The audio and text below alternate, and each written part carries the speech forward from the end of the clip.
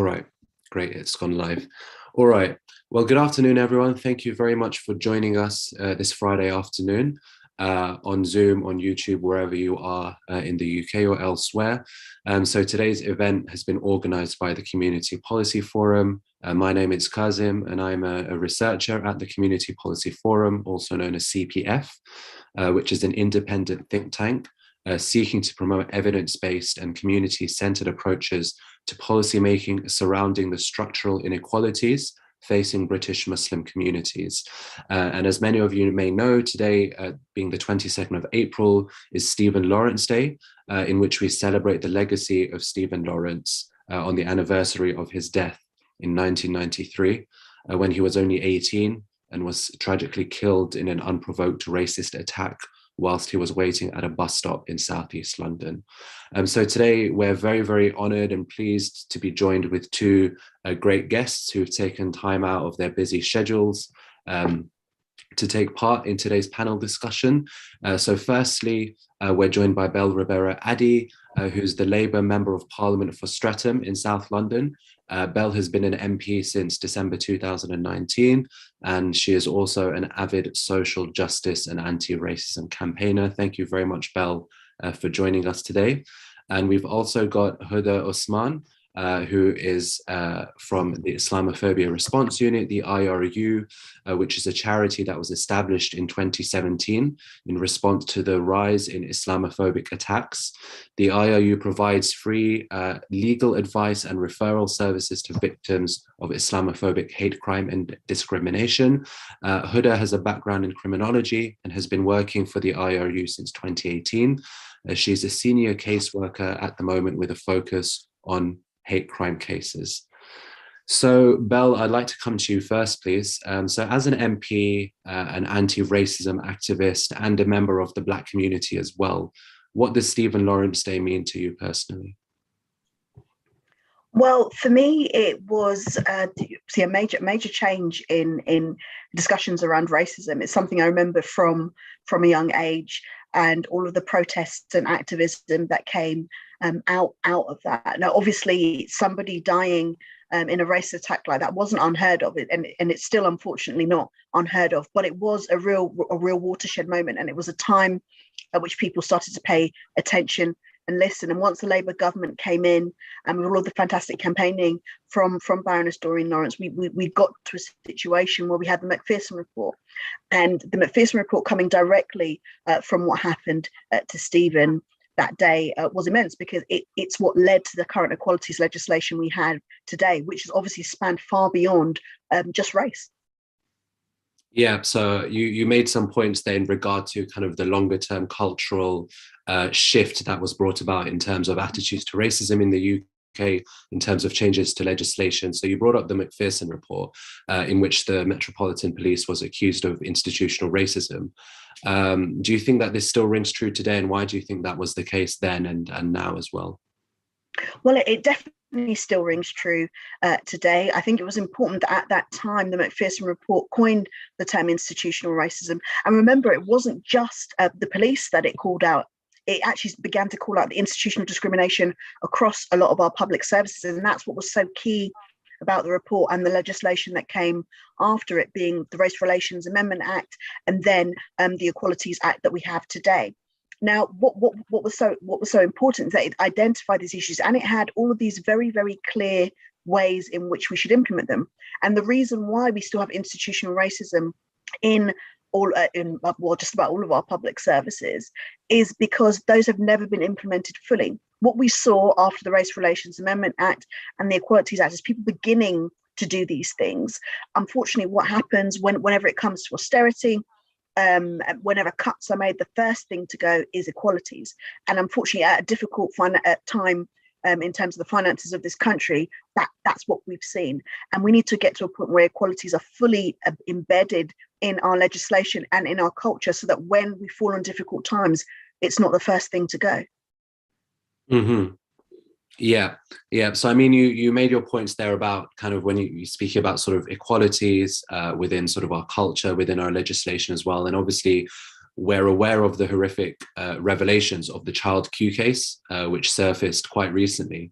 I mean, It is very shocking, and that's, you know, sort of I mean, for you as a woman of color as well, and to have heard the revelations and the details of that case must have been extremely worrying for you. I mean, what was your response to this kind of immediately, and also what do you think should be done to prevent such incidents going forward?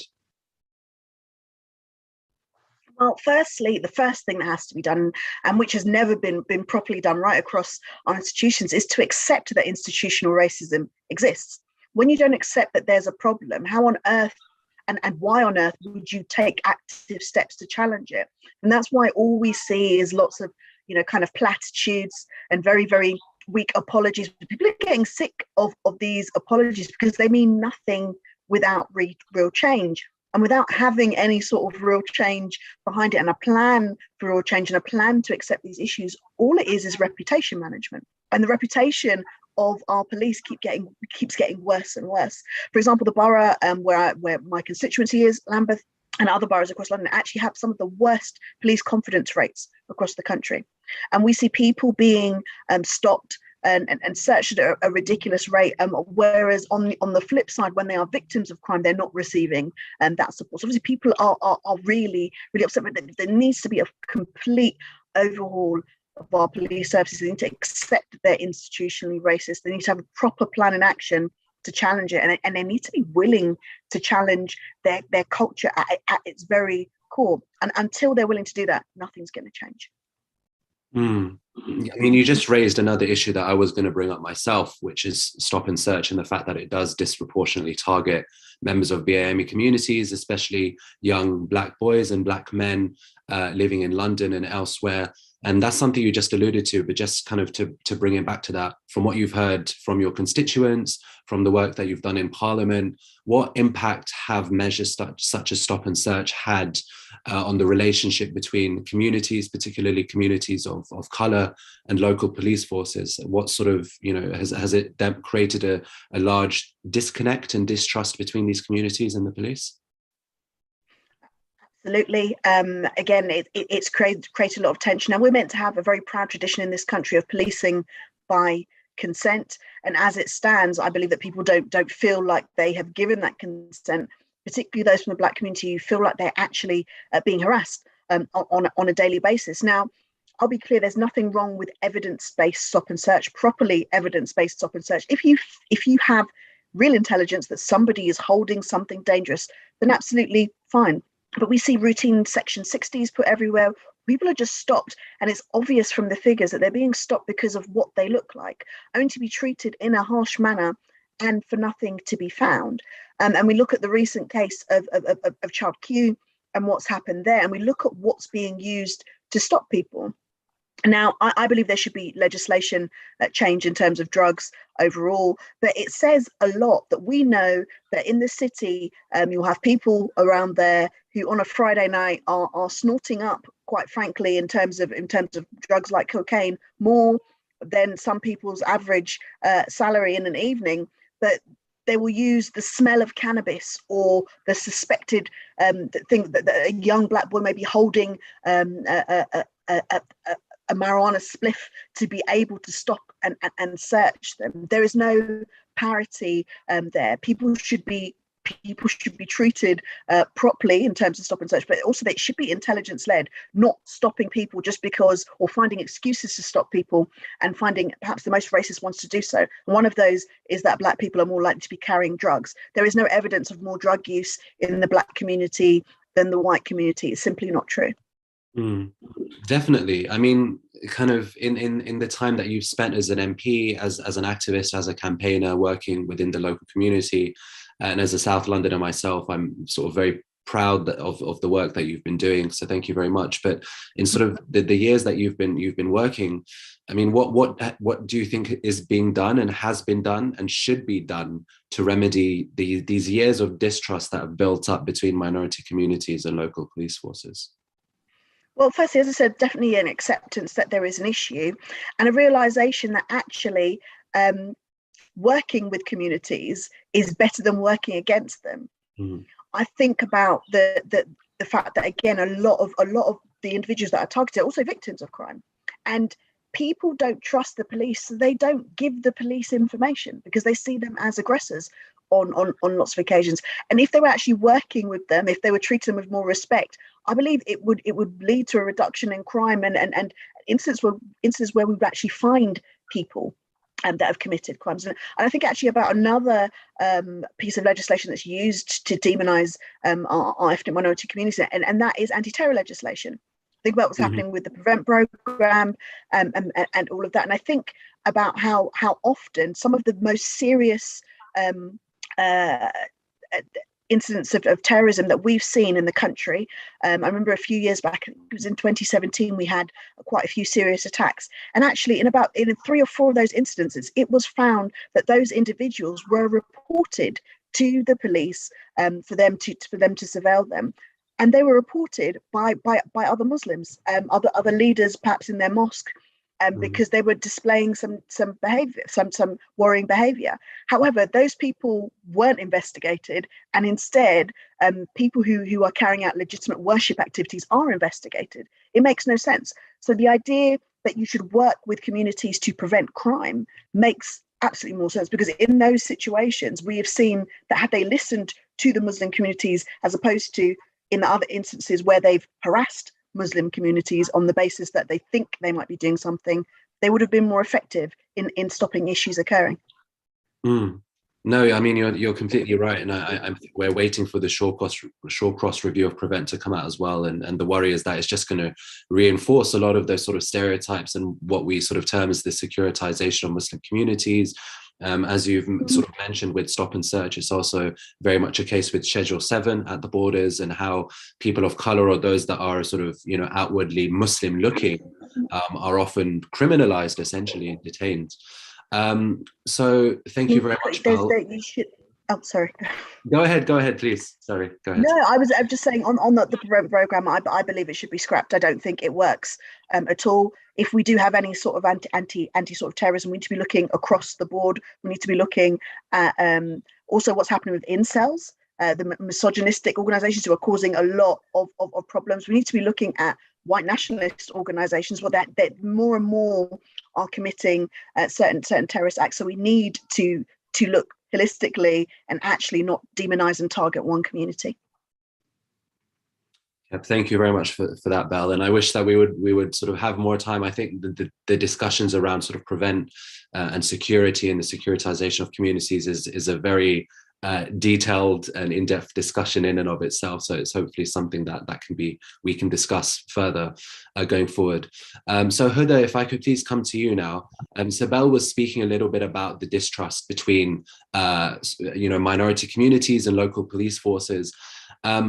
In the work that you've been doing as part of the IRU, do you find that people are confident enough to report incidents of Islamophobia to the police? And maybe if you want to speak a little bit more about your work, how you interact with Muslim communities, and where sort of police and policing fits in within that. Okay, so thank you for the question. And honestly, Belle, I can't agree more with the suggestion that you've made.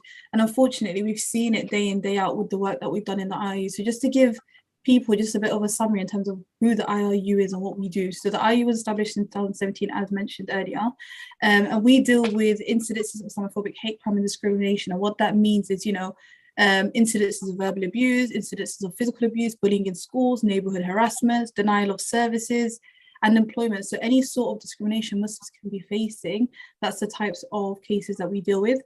Now, the unfortunate truth is that Muslims still do not feel comfortable enough to report incidents of Islamophobia to the police. And the reason for that is we've seen it time and time again, where in fact there is a case right now in the public where a male was stopped.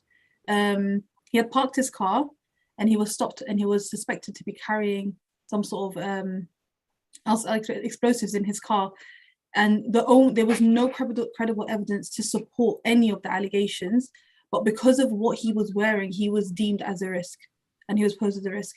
Now, unfortunately, we've even seen that with victims ourselves, and these are victims who have actually reported incidents of Islamophobia to the police, and the police have come out to the incident of the scene of the incident, and they've actually disregarded everything the victims have said, and have actually treated the victims and questioned them as if they are the suspect themselves. So of course, when we're getting incidences like that informed to us, it only makes sense why such a high proportion of my cases that I'm working on, I'm actually being the liaison between the victim and the police, because the victim wants justice, but they don't feel comfortable enough to liaise directly with the police. So now it's requiring third parties like the IRU to intervene and act as a middle person between the police so that we can get some sort of justice, whilst at the same time trying to work with the police and trying to combat like generations of mistrust that the Muslim community has with the police. So yeah, that's the reality of Islamophobia now, and the distrust between the police force and the Muslim community. No, thank you very much for that, Huda. I mean, you just mentioned one example of a case that you've been dealing with, and the IOU has been doing great work now for a number of years, and you're now an independent charity as well, which is amazing. I mean, what other types of cases have you been dealing with as part of your work at the IRU? So we've got, I'll be honest, it's unfortunate, but there's such a large variety of kinds of cases that we've been dealing with. I would say as of most recent, the incidences which have been occurring more frequently is cases of bullying in schools. We actually had one horrific case where victims were bullied, and there was actually a police officer who was made aware of everything, and she knew exactly what was happening. And this is bullying that spanned over 4 months, and it escalated so significantly that it resulted in an attack against 4 girls by about 30 other pupils outside the school. And there was actually a police officer completely aware of the incidents, but the fact that they disregarded the severity of the situation, they refused to accept that there was actually a Islamophobia at play. So the victims started to actually doubt themselves and doubt whether there's actually any issues here or if they're making it up. And these are of course all minors, and they're all around the age of 15. So of course at such a vulnerable age, if you're doubting yourself, the likelihood of you even coming out and actually trusting the police when the incident happened, the attack was really, of course, they didn't trust police, nor did they nor their family trust the police. So it is unfortunate that we're having to deal with cases like this, but that's one of the big, I think, most saddest case that I've seen, because on that day, had the police put the correct safeguarding measures down, they could have prevented an entire case. They could have prevented the bullying from escalating well 4 months ahead of when the attack happened. Yeah. I mean, I think there are a couple of things to kind of unpack there that are quite shocking and can be quite difficult to discuss. But in terms of, for example, you gave the example of bullying in itself, kind of what are the factors from what you know from your interaction, I assume, sort of with the family?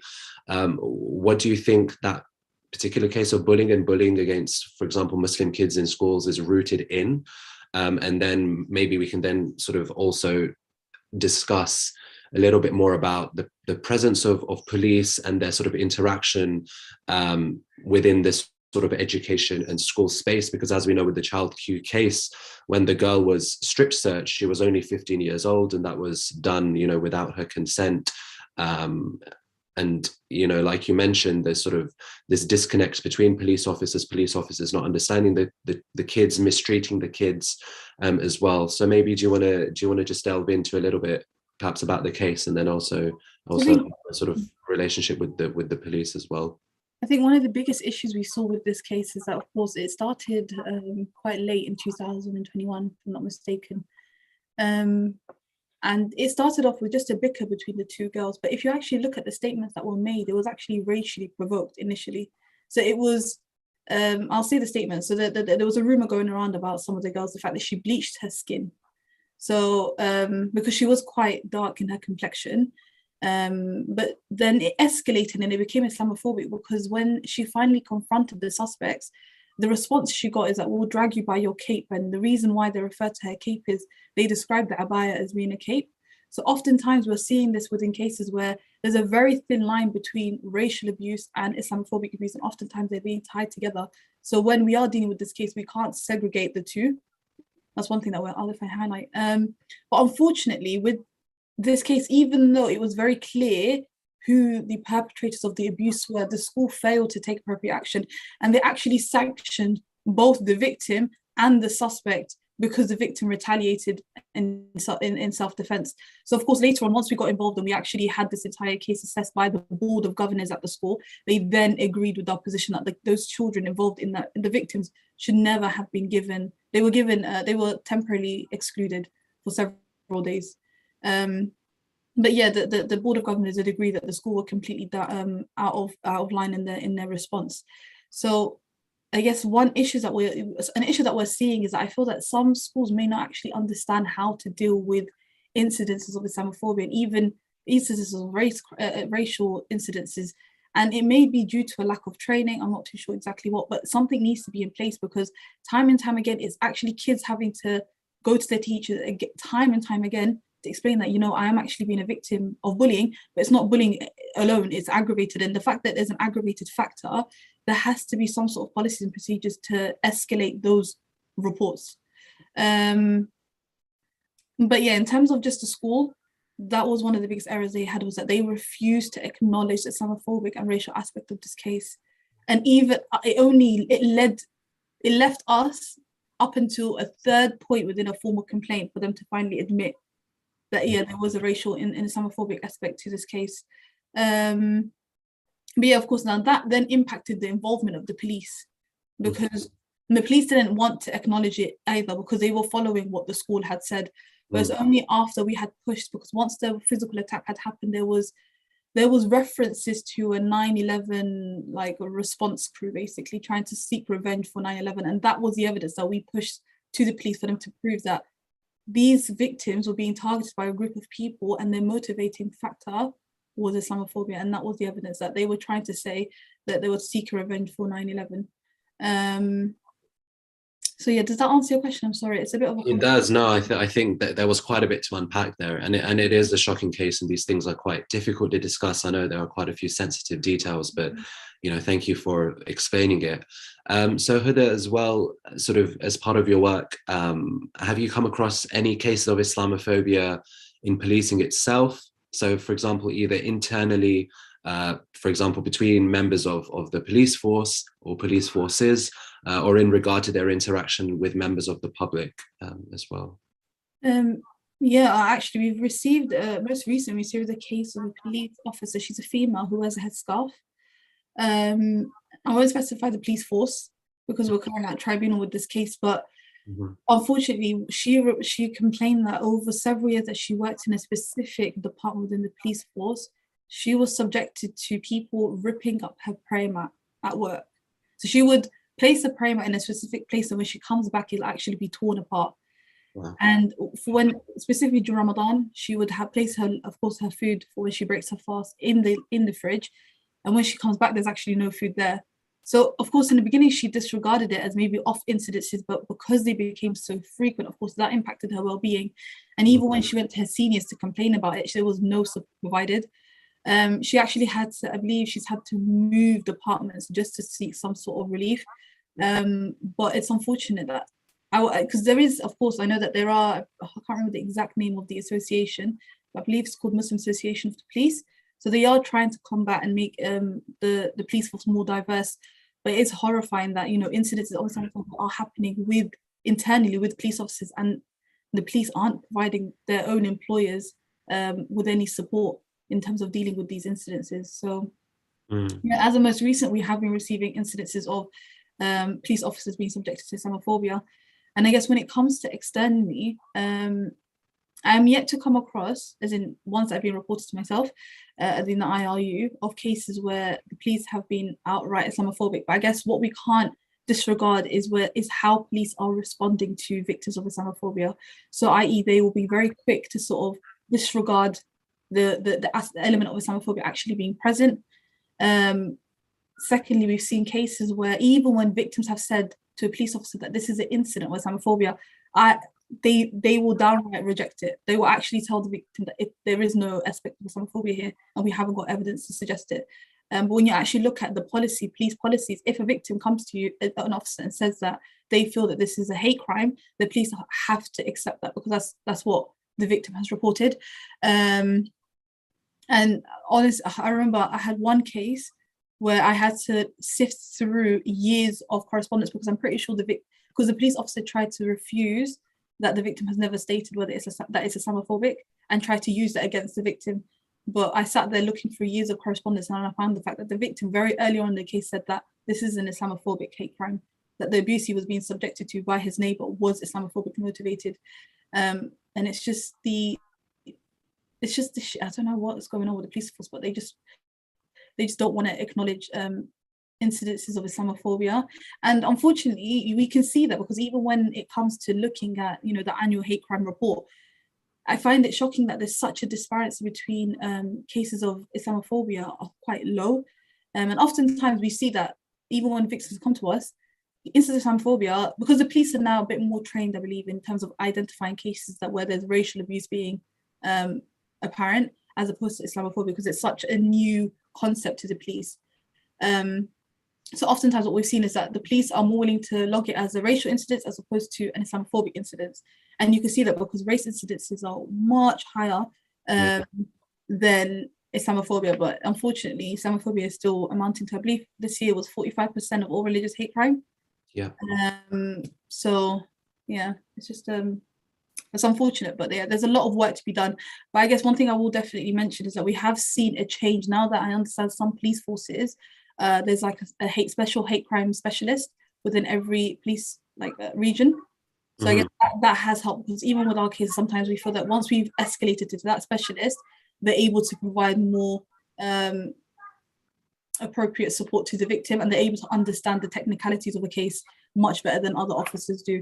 I think it's introductions of specialist hate crime officers that are definitely helping matters with regard to the police and the community. Thank you, Huda. I know you mentioned quite a few, quite a few sort of shocking things. It was good for you to kind of also bring up maybe that sort of more of a positive side, or the way in which police forces are progressing. I mean, coming back to you, Belle, having kind of heard what Huda has said as part of her work at the Islamophobia response unit, and just generally speaking, I mean, what is your reaction to some of the things that Huda mentioned, particularly in police being almost averse to actually recognizing the issue of Islamophobia? And then following on from that, what do you think are some other measures that need to be taken to tackle the issue of racism in British policing? I think Huda may have alluded to representation, the fact that, for example, diversity and equalities and inclusion training, and actually rooting out racism within, to then ensure that you're not then perpetrating acts of racism against members of the public. And so if you'd like to weigh in on that, please, Belle. Well, definitely, firstly, I would say that obviously what Huda said is quite shocking, but unfortunately it's not surprising at all, given what we've heard in the past. And I think that's not okay. It's not okay that information like that and things happening to people just because of their race and their faith is something that shouldn't shock our communities. And that shows you how endemic it is, how much of a problem it is, and how much we need to work to root it out. Unfortunately, at times diversity can be a bit of a buzzword for people, and we do need to make sure there's training, but we need to make sure this training is proper. In some cases, you will see some companies who will literally send you a link to all of their staff to watch a diversity training video, and you never know if they actually watch it, but tick to say that you've watched this video, you've watched this 20-minute video, you are now diversity trained, you are now able to go out and deal with diverse communities, and nobody should be able to tell you anything because you did the training. So when we talk about this training, it has to be proper. I think it has to be led by people who understand institutional racism and can give proper examples and make sure that they're applying the right things practically. At the moment, it's clear from some of the things that have come out from the police when things have been exposed, like their individual messages, just how racist and Islamophobic and misogynistic they can be, and the idea that people like this who have views like this are there to protect people that also identify with these communities, just wrong. So there has to be better vetting processes. I'm sorry, I just don't think it's appropriate in any public setting, and obviously it shouldn't be appropriate in private settings, but particularly in public settings, put somebody in a position of public office knowing that perhaps they may have these really heinous views and expect them to treat people equally. It's just is just not going to happen. And in terms of representation, yes, absolutely, representation is key. The idea that we need to increase the diversity often in many settings means that it helps to change the culture. However, creating a diverse workforce without any action, or putting some people with black and brown faces in key places but not expecting anything to change isn't going to change anything as far as I'm concerned. So representation without action means nothing to me. Our current Prime Minister points to his diverse cabinet, and unfortunately his diverse cabinet have made things more difficult for people of colour in this country. So you can't just put people with faces like ours in places and expect things to change. There has to be something behind it too. Definitely. I mean, I completely agree. Huda, I don't know if you've got sort of anything to add in terms of sort of your work and your sort of wider, work around this area. Is there anything that you would like to see, particularly when it comes to, for example, reporting cases of Islamophobia, the perceived disconnects between Muslim communities and between local police forces? What would you like to see change so that we can start to build up this level of trust between these two areas of our society? But I think I definitely echo Belle's sentiments with regards to the types of training police officers are going through. I think it definitely needs to be something that's worked on and definitely reviewed, is what training are they actually receiving to actually identify incidents of Islamophobia. Because we've seen it time and time again where victims are coming to the police and stating that incidences are happening and they're disregarding it. So clearly there's an issue here that needs to be addressed. And secondly, I think it's about how the police are working with communities. We've seen it time and time again where, unfortunately, I've worked on cases and I've tried to liaise with the police on behalf of the victim. And the police, they just don't want it. They don't want to hear it. They'd rather make their life easier and just speak to the victim directly and completely exclude us from the picture. And of course, that causes issues in of itself. So I think it's that the police force definitely needs some sort of policy where if a third party is approved to speak on the victim's behalf, then that's something that they can't disregard. And I think something else that would be definitely helpful is just working with communities. Unfortunately, there are some communities where, for example, they've got big mosques that are like the pillars of their community, and the police, there's no work between the two. There is one community where I saw really good relationships between the police and the mosque, which then filtered into the public. And one of the reasons for that was because they had appointed a specific person from the police to be a sort of liaison. So should any concerns occur, they knew exactly who they can contact at any time. So appointing like a liaison officer may seem like such a small thing, but it does have a huge impact in the long run. So I think, those are a few that pop to mind. Thank you, Huda. So just sort of to wrap this up now, today is the 29th anniversary of the heinous killing of Stephen Lawrence. Next year will be the 30th anniversary. And as we've discussed today, some of the issues that were just as pervasive 29, 30 years ago are still very much endemic now. So Belle, coming to you first, between Stephen Lawrence Day 2022 and Stephen Lawrence Day 2023, if there is one change or one bit of progress that you would like to see in order to reverse and tackle this issue of structural racism in British policing, what would that be? I think firstly to admit that it exists. We're never going to change anything until they first admit that there is a problem. No more apologies, just action. Mm-hmm. Thank you very, very much, Belle.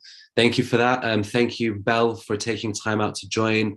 Thank you, Huda, as well. This is such an in-depth discussion and pertinent discussion that I'm sure we could have continued for much longer. But I know that it's a Friday and it's also Stephen Lawrence Day, and there'll be many other such events going on today as well. And I think today they'll also be lighting up the London Eye in orange in honor of Stephen Lawrence, which is a really, really nice gesture of support. And we hope that between now and next year being the 30th year of Stephen Lawrence's death anniversary, that further progress is seen in this area. So thank you again to both of you for joining. Thank you all of you for watching.